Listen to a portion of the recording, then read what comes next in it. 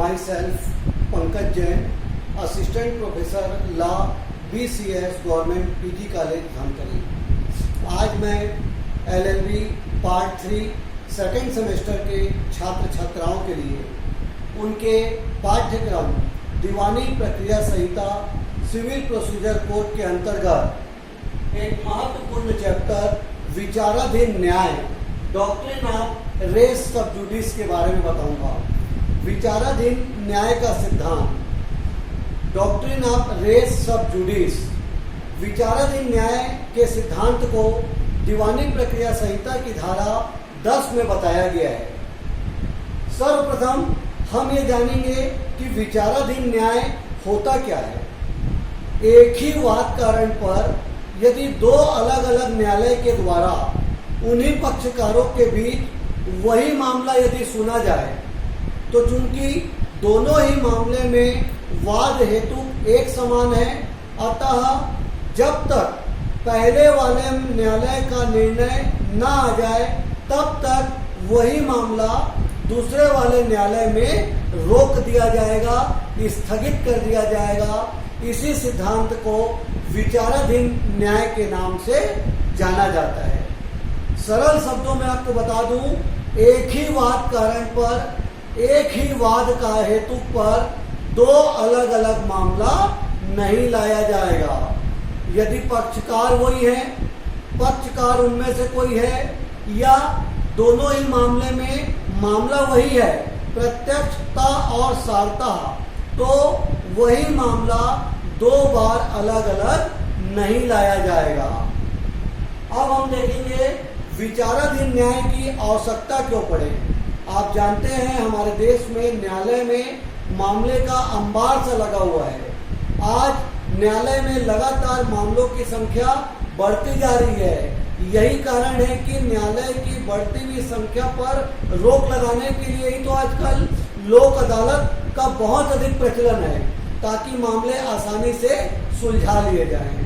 तो न्यायालय में मामले का अंबार लगना न केवल न्यायालय के लिए कष्टकारी है, वरन राज्य के लिए भी कष्टकारी है और उन पक्षकारों के लिए भी कष्टकारी है जिनका मामला है। अतः विचाराधीन न्याय की आवश्यकता इसलिए पड़ी ताकि मामले के पक्षकार, न्यायालय और राज्य पर जो मामलों का अनावश्यक बोझ पड़ता है उसे काफी हद तक कंट्रोल किया जा सके। दूसरा हेडिंग देखेंगे कि विचाराधीन न्याय क्या है। मैंने आपको बताया दीवानी प्रक्रिया संहिता की धारा 10 में रेस सब जुडिस का वर्णन किया गया है। विचाराधीन न्याय से तात्पर्य है, जब धारा 10 में जो बताया गया मैं आपको बता रहा हूं, यदि किसी एक न्यायालय में कोई ऐसा मामला लंबित है जो प्रत्यक्षता और सारता वही मामला उन्हीं पक्षकारों के बीच यदि किसी अन्य भारतीय न्यायालय में भी लंबित है, तो चूंकि दोनों ही न्यायालय यदि मामले का निर्णय करने के लिए सक्षम है, दोनों को अधिकारिता प्राप्त है, तो चूंकि दोनों ही न्यायालय में मामला प्रत्यक्षता और सारता एक समान है, एक ही वाद कारण पर है, एक ही वाद हेतु पर है, उन्हीं या किन्हीं पक्षकारों के बीच है, तो ऐसी स्थिति में जब तक पहले वाले मामले का निर्णय न हो जाए तब तक बाद वाला निर्णय रोक दिया जाएगा। इसी को बोलते हैं विचाराधीन न्याय का सिद्धांत। अर्थात उन्हीं या किन्हीं पक्षकारों के बीच एक ही वाद हेतु पर, एक ही समान कारण पर यदि कोई प्रश्न विवादक है और दोनों मामलों में वही प्रश्न प्रत्यक्षता और सारता विवादक है, तो बार बार उसी मामले को नहीं सुना जाएगा।